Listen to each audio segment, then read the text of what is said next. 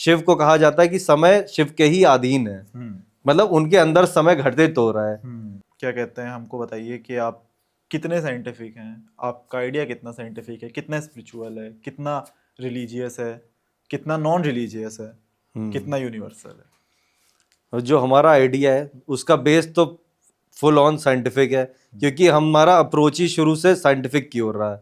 लेकिन इस जर्नी में एक स्पिरिचुअल अलाइनमेंट अपने आप हो गया। वो मेरा अपना बिलीव है, वो किसी का क्या होता मुझे उससे इस क्लॉक की वर्किंग पे कोई फर्क नहीं पड़ता। अगर मैं स्पिरिचुअल हूँ या ना हूँ, ये जो भी वैल्यूज दिखा रही है वो यूनिवर्स से कोऑर्डिनेटेड है।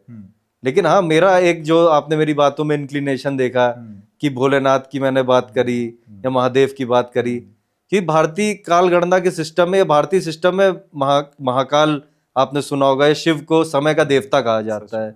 शिव को कहा जाता है कि समय शिव के ही अधीन है, मतलब उनके अंदर समय घटित हो रहा है।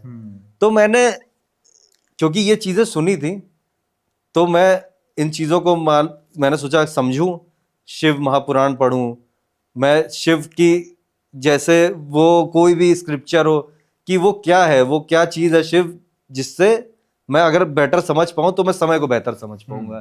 तो मैंने इस जिज्ञासा से उनको पढ़ना शुरू किया। जिस जर्नी में मैंने रावण को भी पढ़ा, क्योंकि रावण ने काफी बेहतरीन कार्य किया शिव के ऊपर। उन्होंने स्तोत्र लिखे और काफी कुछ किया, ऐसी टेक्नोलॉजी या ऐसे कुछ उनके जो भी हथियार थे वो शिव के द्वारा प्राप्त थे।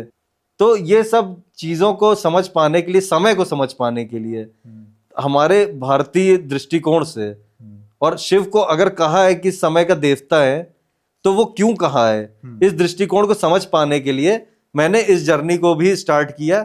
और मैंने इसमें भी पूरा विज्ञान ही पाया कि कैसे शिव के माध्यम से और हमारी पुराणों के माध्यम से पूरे ब्रह्मांड के क्रिएशन को दिखाया गया है, बिग बैंग को भी दर्शाया गया है, कैसे समय और फील्ड्स, इन सब चीजों की बात की गई है। बस भाषाएं वो अलग हैं, वो संस्कृत में कुछ लिखा है, वो शिव या विष्णु के माध्यम से दर्शाया गया है, तो वो बस भाषाएं अलग हैं। लेकिन वो आज की भी वही साइंटिफिक टर्म्स को दिखा रहे हैं, वो मैग्नेटिक मूवमेंट को दिखा रहे हैं, वो मैग्नेटिक इलेक्ट्रोमैग्नेटिक फील्ड्स को दिखा रहे हैं, वो शक्ति आदि शक्ति के रूप में, त्रिमूर्ति के रूप में वो एटम्स पार्टिकल्स को दर्शा रहे हैं। तो मेरा अलाइनमेंट तो था अपनी घड़ी को बिल्कुल फुल प्रूफ करने में कि किसी भी एंगल से इसमें कोई कमी ना हो, कि जब दुनिया में कुछ बेहतर आ रहा हो तो पूरी तरीके से साइंटिफिक हो। और उसमें जब भारतीय दृष्टिकोण को मैंने समझा तो अपने आप मेरा दृष्टिकोण भी स्पिरिचुअल होता गया।